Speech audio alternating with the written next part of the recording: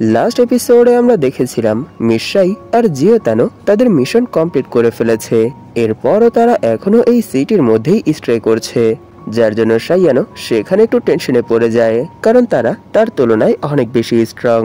এরই জন্য সে নিজেকে আরো বেশি স্ট্রং করার জন্য তার সিস্টেমের ট্রান্সমাইগ্রেশন অপশন ইউজ করে অ্যানাদার ওয়ার্ল্ডে যাওয়ার ডিসাইড করে। এই এপিসোড শুরু হয় অ্যানাদার ওয়ার্ল্ড থেকে, যেখানে আমরা জানতে পারি এই ওয়ার্ল্ডের সাইয়ান অনেক ধনী ফ্যামিলির এক সন্তান। তার বাবা অনেক বেশি ধনী, আর সাইয়ান তার বাবা মার একমাত্র সন্তান। আর এই ওয়ার্ল্ডে যখনই সাইয়ানের চোখ খোলে তখন সে দেখতে পায় সে এই সময় অনেক অন্ধকার এক প্লেসের মধ্যে আছে।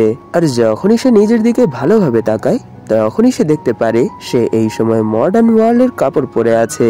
এটা দেখে সে সেখানে অনেক বেশি খুশি হয়ে যায় আর ভাবতে শুরু করে, এর মানে আমি এইবার একটা মডার্ন ওয়ার্ল্ডে চলে এসেছি, কারণ এখানে আমার ড্রেস, আমার হেয়ার কাট সবকিছুই মডার্ন ওয়ার্ল্ডের, ঠিক আমাদের পৃথিবীর মতো। সত্যি এখানে অনেক মজা হবে।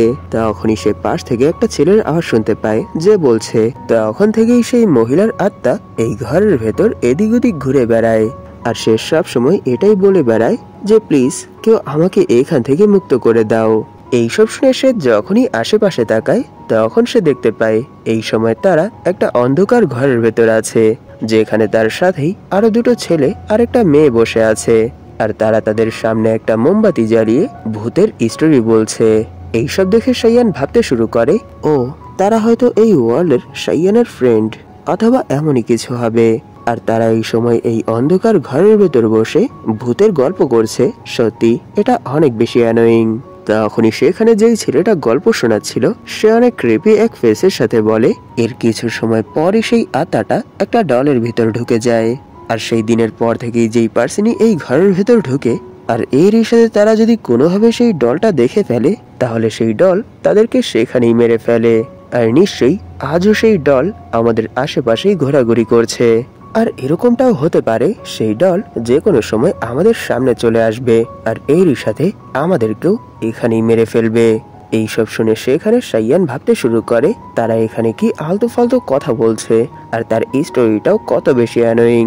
এর থেকে ভালো তো এটা হতো আমি কোনো বাচ্চাদের গল্প শুনে নিতাম, তাও আমার মনে হয় তাদের এই স্টোরি থেকে অনেক ভালো হতো। এইসব ভেবেই সে সেখানে তার সিস্টেম ওপেন করে আর বলে, তাহলে চলো এখন এই ওয়ার্ল্ডের সাইয়ানের মেমোরিটাও একটু চেক করে নেওয়া যাক। এটা বলেই সে যখনই এই ওয়ার্ল্ডের সাইয়ানের মেমোরি চেক করতে শুরু করে তখন সে জানতে পারে যে এই ওয়ার্ল্ডের সাইয়ান অনেক বেশি ধনী, আর এরই সাথে সে এই ওয়ার্ল্ডও অনেক বেশি হ্যান্ডসাম। আর সে যখন ছোট ছিল তখন থেকেই তার বাবা মা তাকে এখানে রেখে বিদেশে বিজনেসের জন্য চলে গেছে। তার বাবা মা প্রতি মাসেই তার জন্য টাকা পাঠায়, আর সেই টাকাই সে এখানে তার লাক্সারিয়াস লাইফ এক্সপিরিয়েন্স করছে। কিন্তু এই ওয়ার্ল্ডের সাইয়ানের সাথে একটা প্রবলেম আছে, সে অনেক বেশি শাই, আর এরই সাথে সে কারোর সাথে তেমন ভাবে মিশতে পারে না, যার জন্য সে যখন ছোট ছিল তখন থেকেই একেবারে একা ছিল। তার তেমন কোনো ফ্রেন্ড নেই। সে যখনই কারোর সাথে ফ্রেন্ডশিপ করার জন্য যেত তখনই তারা তার এরকম অ্যানোয়িং ব্যবহারের জন্য তাকে রিজেক্ট করে দিত, আর এরই সাথে তার কাছ থেকে দূরে সরে যেত।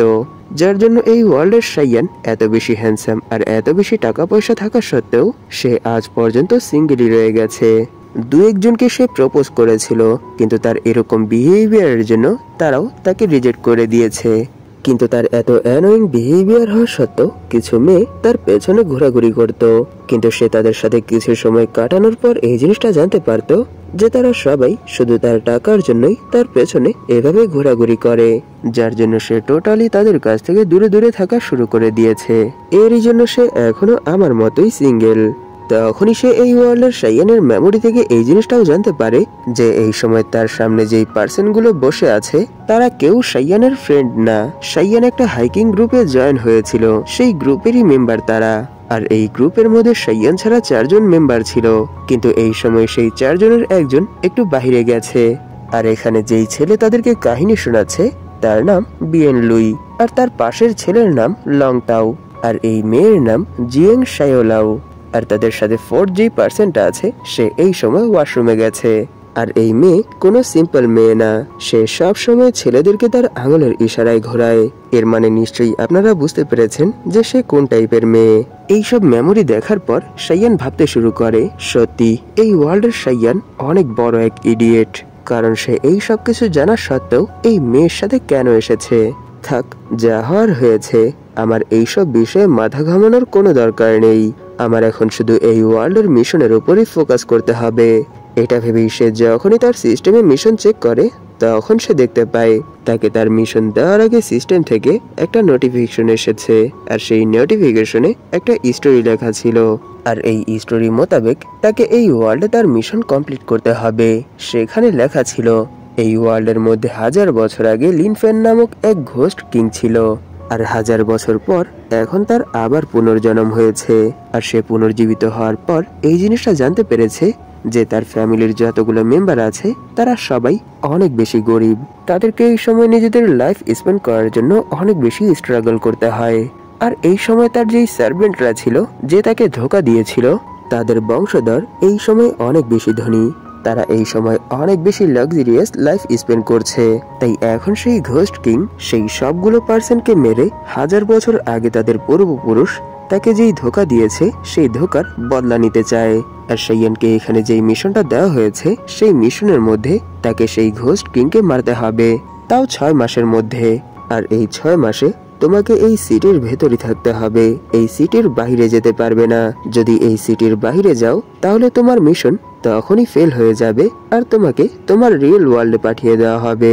আর যদি তুমি সেই ঘোস্ট কিংকে মেরে তোমার এই ওয়ার্ল্ডের মিশন কমপ্লিট করে ফেলো তাহলে এই ওয়ার্ল্ডে তুমি যেই স্কিলগুলো শিখবে সেই সবগুলো স্কিল তুমি তোমার রিয়েল ওয়ার্ল্ডে নিয়ে যেতে পারবে। আর এরই সাথে এই মিশন কমপ্লিট করার কারণে অনেকগুলো অরিজিন পয়েন্টও পাবে। সিস্টেমের এই স্টোরি পড়ে সাইয়ান অনেক বেশি শখ হয়ে ভাবতে শুরু করে, আমি বুঝতে পারছি না সিস্টেম কি এখানে আমার সাথে মজা নিচ্ছে। সে আমাকে এরকম ফালতু স্টোরি কেন শোনাচ্ছে? এর থেকে তো ভালো বাচ্চাদের স্টোরি। তখনই তাদের গ্রুপের মধ্যে যেই পার্সন এতক্ষণ পর্যন্ত তাদেরকে স্টোরি শোনাচ্ছিল সে বলে, আমার স্টোরি শোনানো শেষ হয়ে গেছে, এখন কার পালা? ও এখন তো আমাদের 4th মেম্বারের পালা। কিন্তু সে তো এখন এখানে নেই, সে তো অনেকক্ষণ আগে ওয়াশরুমে গেছে। আমি বুঝতে পারছি না সে এখনো কেন ফিরে আসেনি। তখনই সেখানে সাইয়ান আবার ভাবতে শুরু করে, না না, আমার মনে হয় না সিস্টেম আমার সাথে মজা নিবে। তাই সিস্টেম আমাকে যেই স্টোরিটা শুনিয়েছে নিশ্চয়ই সেই স্টোরি রিলেটেডই আমাকে মিশন কমপ্লিট করতে হবে। এর মানে নিশ্চয়ই আমাকে সেই ঘোস্ট কিংকে মারতে হবে যে 1000 বছর পর আবার এই ওয়ার্ল্ডে পুনর্জীবিত হয়েছে। আমি এই সময় এই ওয়ার্ল্ডের সাইয়ানের বডিতে এসেছি। এর মানে নিশ্চয়ই এই ওয়ার্ল্ডের সাইয়ানের 1000 বছর আগের পূর্বপুরুষের সেই ঘোস্ট কিং এর সাথে সম্পর্ক আছে। নয়তো আমার মনে হয় না সিস্টেম আমাকে এরকম কোনো মিশন দেবে। 1 মিনিট, এর মানে কি আমি ঘোস্ট কিং এর বংশধর? না না, এটা হতে পারে না। কারণ সিস্টেম মোতাবেক ঘোস্ট কিং এর বংশধর এই সময় তাদের লাইফ স্পেন্ড করতেই অনেক বেশি স্ট্রাগল করছে, কারণ তারা অনেক বেশি গরিব। আর অন্যদিকে আমি আর আমার ফ্যামিলি অনেক বেশি ধনী। এর মানে নিশ্চয়ই 1000 বছর আগে আমার পূর্বপুরুষরা সেই ঘোস্ট কিং এর সার্ভেন্ট ছিল, যারা সেই সময় তাকে ধোঁকা দিয়ে মেরে ফেলেছে। এর মানে নিশ্চয়ই ঘোস্ট কিং আমাকেও মারার জন্য আসবে, অথবা আমাকে মারার কোনো না কোনো ভাবে চেষ্টা করবে। সে যখন এই সব কিছু ভাবছিল তখনই সে পাশ থেকে অনেক অদ্ভুত অদ্ভুত আওয়াজ শুনতে পায়। আর সেই আওয়াজ শুনে সেই ছেলে আর মেয়েও অনেক বেশি ভয় পেয়ে যায় আর বলতে শুরু করে, না না, এটা হতে পারে না, কারণ এরকম কিছু এক্সিস্ট করে না। কিন্তু তখনই তারা তাদের সামনে তাদের 4th মেম্বারকে দেখতে পায়, যার গলায় এই সময় দড়ি লেগে আছে আর তার পিঠে একটা ডল বেজে আছে যে তার এই অবস্থা করেছে। তখনই সেই ডল বলে, আমি আজ এখানের কাউকে ছাড়বো না, সবাইকে শেষ করে দেব। এটা শুনে তারা সবাই সেখানে অনেক বেশি ভয় পেয়ে যায়। আর সব থেকে বেশি ভয় সেখানে সেই মেয়েটা পেয়েছে, যার জন্য সে সেখান থেকে দৌড়ে সাইয়ানের দিকে আসতে শুরু করে আর বলে, প্লিজ আমাকে সেভ করো। কিন্তু আমরা দেখতে পারি সাইয়ান সিগমা মেলের মতো সেখানে উঠে দাঁড়ায় আর সেই মেয়েকে নিজের দিকে আসতে দেখে সে সেখান থেকে হালকা একটু সরে যায়। আর এরই সাথে সে সেই ভূতের সাথে লড়াই করার জন্য তৈরি হয়ে যায়। আর অন্যদিকে আমরা দেখতে পারি সাইয়ান হঠাৎ করে সরে যাওয়ায় সেই মেয়ে সেখানেই ধপ করে নিচে পড়ে যায়। আর এর সাথে সে সেখানে সাইয়ানের উপর অনেক বেশি রেগে যায়। কিন্তু যখনই সে সাইয়ানের দিকে তাকায় তখনই সে অনেক বেশি ব্লাশ করতে শুরু করে। আর এরই সাথে সে সেখানে ভাবতে শুরু করে, আরে সে তো সাইয়ান, কিন্তু সে এত বেশি কি করে বদলে গেছে? সে তো অনেক বেশি ভীতু আর অনেক বেশি অ্যানোয়িং ছিল, কিন্তু এখন তো তার রেড দেখে তাকে অনেক বেশি ড্যাশিং মনে হচ্ছে। তখনই সাইয়ান সেই মেয়েকে জিজ্ঞেস করে, সরি আমি খেয়াল করিনি, তুমি কি করে নিচে পড়ে গেছো? তখনই তারা সেই মেয়ের আওয়াজ শুনে দ্রুত সেখানে লাইট অন করে আর বলে, জিও শাওলিন তুমি কি করে পড়ে গেছো? তুমি কি অনেক বেশি ব্যথা পেয়েছো? তখনই সেখানে বিয়েন লুই বলে, দেখো সে পড়ে গিয়ে তার হাঁটু ছিলে গেছে, যার জন্য এখন তার হাঁটু দিয়ে রক্ত বের হচ্ছে। এটা দেখে লং তাও সেখানে অনেক বেশি রেগে যায় আর পেছনের দিকে তাকায়। তখনই সে দেখতে পায় কিছুক্ষণ আগে আমরা যেই পার্সনের গলায় দড়ি আর পিঠের ডল দেখেছিলাম সেই তাদের 4th মেম্বার, তারা এখানে প্র্যাঙ্ক করছিল। এটা দেখে লং তাও সেখানে অনেক বেশি রেগে বলে, ইউ বাস্টার্ড, তোর কি কোনো জ্ঞান বুদ্ধি নেই? দেখ তোর জন্য আজ মিস শায়ের সাথে কি হয়েছে। এটা শুনে সেই 4th মেম্বার বলে, না না এখানে আমার কোনো দোষ নেই, আমাকে তো বিয়েন লুই এই প্র্যাঙ্ক করার জন্য বলেছিল আর তার কথা মতোই আমি এই সব কিছু করেছি। এটা শুনে সেখানে লং তাও জিয়েন লুইকে কিছু না বলে সাইয়ানের কাছে চলে আসে আর তাকে বলে, ইউ বাস্টার্ড, এই সব কিছুই তোর জন্য হয়েছে, কারণ সে সাহায্যের জন্য তোর কাছে এসেছিল কিন্তু তাকে তুই না ধরে নিচে ফেলে দিয়েছিস, যার জন্য আজ ওনার পা দিয়ে রক্ত বের হচ্ছে। এইসব শুনে সাইয়ান ভাবতে শুরু করে, না এখানে আমার কোনো দোষ নেই, সেই সময় এই পুরো রুমের ভেতরই অন্ধকার ছিল, যার জন্য আমি তেমন কিছুই দেখিনি, আমি তো শুধু আমাদের 4th মেম্বারকে দেখেছি, সে এখানে আমাদেরকে ভয় দেখানোর জন্য এসেছিল আর এই জিনিসটা আমি জানতাম না, যার জন্য আমি এখানে লড়াইয়ের জন্য তৈরি হয়ে গিয়েছিলাম। সত্যি এই ওয়ার্ল্ডে আসার পর আমার কাছে এই সময় আমার ফিঙ্গার অফ নির্বাণা ছাড়া আর কোনো স্কিলই নেই, যদি অন্য কোনো স্কিলও এই সময় আমার কাছে থাকতো তাহলে সে যখনই এখানে আমাদেরকে ভয় দেখানোর জন্য এসেছিল তখনই আমি তাকে সেখানেই শেষ করে দিতাম। সত্যি আমাদের 4th মেম্বার অনেক বেশি লাকি, কারণ যদি আজও আমার কাছে সেই স্কিলগুলো থাকতো তাহলে সে যখনই আমাদেরকে ভয় দেখানোর জন্য এসেছিল আমি তখনই তাকে সেখানেই শেষ করে দিতাম। এইসব ভেবেই সাইয়ান সেখান থেকে যেতে শুরু করে আর বলে, আমার একটা ইম্পর্টেন্ট কাজের কথা মনে পড়ে গেছে, তাই আমি আজ এখান থেকে যাচ্ছি, তাই তোমাদের যদি এখানে আরো কিছু করার থাকে তাহলে তোমরা করো, তাহলে ঠিক আছে, আমাদের আবার পরে দেখা হবে।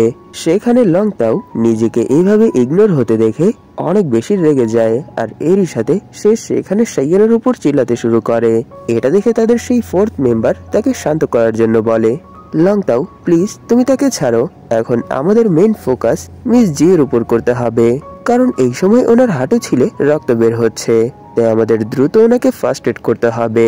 এটা শুনে লং তাও সেখানে তার মাথা ঠান্ডা করে আর বলে, হ্যাঁ তুমি ঠিক বলেছ।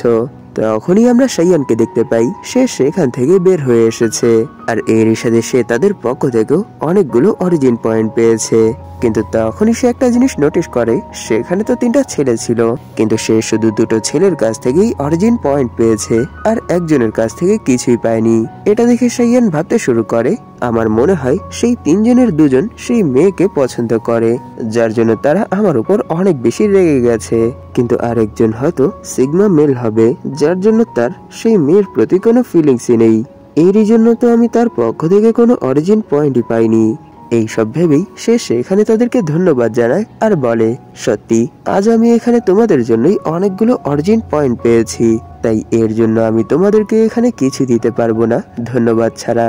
আর অন্যদিকে আমরা দেখতে পারি এত সময় লং তাও সাইয়ানের উপর চিল্লানোর পর সে সেই মেয়ের কাছে চলে এসেছে আর এরই সাথে সে বলে, মিস জিয়েং প্লিজ আপনি এখানে মাইন্ড করবেন না, কারণ সাইয়ান অনেক বেশি অ্যানোয়িং, তাই আপনাকে এই বিষয়ে মাথা ঘামানোর কোনো দরকার নেই, আর এখন যেহেতু আপনি এখানে ইনজার্ড হয়ে গেছেন তাই প্লিজ আপনি এখন আমার সাথে আমার BMW তে রাইডের জন্য বের হন, নিশ্চয়ই এতে আপনার মাইন্ড ফ্রেশ হয়ে যাবে। এইসব শুনে জিয়েং বলে, না না আজ আমি কোথাও ঘুরতে যেতে পারবো না, কারণ আজ রাতে আমাকে ভালোভাবে ঘুমোতে হবে, কারণ কাল আমার একটা কাজ আছে, সেই কাজে আমার সময় মতো পৌঁছতে হবে। এটা বলে সে সেখানে ভাবছিল সাইয়ানের মতো এত বড় এক ইডিয়েট যে সব সময় অনেক বেশি ভয়ে থাকে, সে সেই মোমেন্টে একটুও ভয় পায়নি, আর এর সাথে সে সেই মোমেন্টে সেই সিচুয়েশন হ্যান্ডেল করার জন্য উঠে দাঁড়িয়েছিল। আর যখন সে আমার দিকে ঘুরে তাকিয়েছিল তখন তো তার লুক অনেক বেশি ড্যাশিং ছিল, আমি বুঝতে পারছি না তার ভেতর হঠাৎ করে এত বড় এক চেঞ্জ কি করে এসেছে। এইসব ভেবেই সে সেখানে লং তাওকে বলে, আমার কাল একটা ইম্পর্টেন্ট কাজ আছে, যার জন্য আমায় আজ রাতে দ্রুত বাড়ি যেয়ে রেস্ট করতে হবে, তাই প্লিজ তুমি কি আমায় তোমার BMW তে আমার বাড়ি পর্যন্ত ছেড়ে দিয়ে আসতে পারবে। এটা বলে সে সেখানে আবার ভাবছিল লং টাওয়ের কাছে শুধু একটা বিএমডাব্লিউ আছে, আর সে সব সময় তার সেই বিএমডাব্লিউ নিয়েই শো অফ করে। আর অন্যদিকে সাইয়ান, তার কাছে সবকিছুই আছে, সে অনেক বেশি হ্যান্ডসাম, আর এরই সাথে তার কাছে অনেক বেশি টাকা আছে, লং টাওয়ের তুলনায় তো অনেক বেশি। আর আমি তো এতদিন এই জিনিসটাই জানতাম যে সে অনেক বড় এক ইডিয়েট, আর এরই সাথে অনেক বেশি অ্যানোয়িং একজন পার্সন। কিন্তু আজ তার লুক দেখে মনে হচ্ছিল না, সে পুরো ভিন্ন একজন পার্সন। তাই আমার মনে হয় এখানে আমার তাদের পেছনের সময় নষ্ট না করে সরাসরি সাইয়ানের পেছনেই লেগে যাওয়া দরকার। এতে করে আমারই ফায়দা হবে, তার কাছ থেকে অনেকগুলো টাকাও পাবো, আর তার মতো এত হ্যান্ডসাম একটা বয়ফ্রেন্ডও পাবো। এইসব ভাবতে ভাবতেই সে সেই ছেলের সাথে সেখান থেকে যেতে শুরু করে। এটা দেখে তাদের ফোর্থ মেম্বারও তার সাথে যাওয়ার কথা বলে, কিন্তু সেখানে বিএনলু সেখানেই দাঁড়িয়ে থাকে, সে সেখান থেকে কোথাও যায় না। তখনই সিন শিফট হয় আর আমরা সাইয়ানকে দেখতে পাই। সে সেখানে ভাবছিল, সত্যি অনেক সময় পর আজ আমি আবার এখানে ড্রাইভিং করছি। লাস্ট আমি ড্রাইভিং করেছিলাম আমার রিয়েল ওয়ার্ল্ডে। সাইয়ান এখানে সেই ওয়ার্ল্ডের কথা বলছে যেই ওয়ার্ল্ডে সে ট্রাকের নিচে পড়ে মরে গিয়েছিল। এর মানে সে এখানে পৃথিবীর কথা বলছে। তখন সে বলে, সত্যি আজ পর্যন্ত আমি অনেকগুলো ওয়ার্ল্ডে ট্রাভেল করেছি, কিন্তু কখনোই আমি পৃথিবীর মতো ফিলিংস পাইনি। যদিও এটা পৃথিবী না, কিন্তু পৃথিবীর সাথে এই ওয়ার্ল্ডের সিমিলারিটি প্রায় 99%। সত্যি এই ওয়ার্ল্ডে আসার পর অনেক ভালো লাগছে। পৃথিবী না হলেও পৃথিবীর মতোই একটা ভাইবস আসছে। আর এই ওয়ার্ল্ডের সিস্টেম আমাকে যেই মিশনটা দিয়েছে, সেই মিশনটা নিশ্চয়ই অনেক বেশি কঠিন হবে, কারণ আমি আজ পর্যন্ত যতগুলো ওয়ার্ল্ডে গিয়েছি সর্বোচ্চ সেই সব ওয়ার্ল্ডের মিশন কমপ্লিট করার জন্য আমাকে 2 মাস সময় দিয়েছে, কিন্তু এই ওয়ার্ল্ডের মিশনটা কমপ্লিট করার জন্য আমাকে পুরো 6 মাস সময় দিয়েছে। তাই নিশ্চয়ই এই ওয়ার্ল্ডের মিশনটা অনেক বেশি কমপ্লিকেটেড আর অনেক বেশি কঠিন হবে। আর সব থেকে বড় বিষয় যে এই ওয়ার্ল্ডে আসতে আমার পুরো 500 অরিজিন পয়েন্ট লেগেছে। তাই আমার মনে হয় না আমি এই ওয়ার্ল্ডের মিশন অত সহজে কমপ্লিট করতে পারবো। সে যখন এইসব কিছু ভাবছিল, তখনই তার গাড়ির সামনে একটা ভূত চলে আসে, আর এরই সাথে সেই ভূত তার গ্লাসে হাত রাখে। এই জিনিসটা দেখে সাইয়ান সেখানে কোনোভাবে ব্রেক করে, আর এরই সাথে সে সেখানে অনেক বেশি শক হয়ে ভাবতে শুরু করে, 1 মিনিট, এখানে কি আমার হ্যালুসিনেশন হয়েছে, নাকি আমি এখানে সত্য দেখেছি যে আমার গাড়ির সামনে একটা ভূত চলে এসেছিল। কিন্তু না, এটা কোনো স্বপ্ন হতে পারে না, কারণ এই ওয়ার্ল্ডে আমাকে যেই মিশনটা দেওয়া হয়েছে, সেই মিশনের মধ্যে আমাকে ঘোস্ট কিংকে মারতে হবে। এর মানে নিশ্চয়ই এখানে আমি কোনো হ্যালুসিনেট করিনি। আমার গাড়ির সামনে কিছুক্ষণ আগে একটা ভূতই এসেছিল। এইসব ভেবেই সে সেখানে হাসতে শুরু করে আর বলে, এই পর্যন্ত আমি ভিন্ন ভিন্ন ওয়ার্ল্ডে ভিন্ন ভিন্ন পার্সনের সাথে লড়াই করেছি, কিন্তু আজ পর্যন্ত আমি কখনোই কোনো ভূতের সাথে লড়াই করিনি। কিন্তু এই ওয়ার্ল্ডে আমাকে ভূতের সাথে লড়াই করতে হবে। সত্যি এটা অনেক বেশি ইন্টারেস্টিং হবে। তখনই সিন লং তাউদের উপর শিফট হয়। সেখানে তাদেরও গাড়ির সামনে সেই একই ভূত এসেছিল, কিন্তু তাদের মধ্যে সেখানে শুধু জিয়েং লুই সেই ভূত দেখেছে, যার জন্য সে সেখানে অনেক বেশি ভয় পেয়ে যায়। আর এরই সাথে সে সেখানে ভয়ে কাঁপতে শুরু করে। তাকে এভাবে ভয় পেতে দেখে লং তাও সেখানে তাকে শান্ত করার চেষ্টা করে আর বলে, না না, তুমি হয়তো ভুল দেখেছো, হয়তো আমাদের গাড়ির সামনে ময়লা অথবা এরকমই অন্য কিছু চলে এসেছিল, আর তুমি সেই জিনিসটাকেই ভূত ভেবে নিয়েছো। ভূত বলতে এই ওয়ার্ল্ডে কিছুই হয় না, তাই ভয় পাওয়ার কোনো দরকার নেই। এই সব কথাই সেই মেয়েও সেখানে শোনে, কিন্তু এর পরও সে নিজের কাঁপা থামাতে পারে না। সে সেখানে ভয়ে থরথর করে কাঁপতে শুরু করে। তখনই আমরা আকাশে কালো মেঘের মধ্যেই অনেক বেশি বিজলি চমকাতে দেখতে পাই। আর এর পরের মোমেন্টেই আমরা তাদের সেই পার্টনার বিএন গুইকে দেখতে পাই। সে সেখানে এইসব বিজলি দেখে অনেক বেশি খুশি হচ্ছিল, আর এরই সাথে সে বলে, ফাইনালি আমি যেই রিচুয়াল করতে চেয়েছিলাম সেই রিচুয়াল কমপ্লিট হয়ে গেছে, তাই এখন শুধু আমায় এক এক করে তাদের সবাইকে মারতে হবে। তার কথায় আমরা এতটুকু বুঝতে পারি যে হয়তো সেই এখানে সেই ঘোস্ট কিং। আর আমার এটাও মনে হচ্ছে সিস্টেম সাইয়ানকে এই পার্সনকেই মারতে বলেছে। আমি এখনো শিওর না, হয়তো এটাও হতে পারে যে সেই ঘোস্ট কিং। এই ইনফরমেশনটা দেওয়া হয়নি, তাই নিশ্চয়ই সামনের কিছু এপিসোডের মধ্যেই আমরা এই জিনিসটা জানতে পেরে যাব যে সে আসলে কে। এখানে তার এই ক্রিপি ইসমাইলের সাথেই এই এপিসোড এখানেই শেষ হয়ে যায়। এই ভিডিওটা শেষ করার আগে আপনাদের কাছে আমার একটা রিকোয়েস্ট আছে, যদি আপনাদের মধ্যে কেউ এখনো এই চ্যানেলটাকে সাবস্ক্রাইব না করে থাকেন, তাহলে প্লিজ এই চ্যানেলটাকে সাবস্ক্রাইব করে দিন, আর এরই সাথে এই ভিডিওটাতে একটা লাইক করে দিন। যাতে করে ইউটিউব এই ভিডিওটাকে নতুন নতুন মানুষের কাছে পৌঁছে দিতে পারে। ধন্যবাদ আপনাদের এই পর্যন্ত দেখার জন্য। তাহলে দেখা হবে এর পরের এপিসোডে।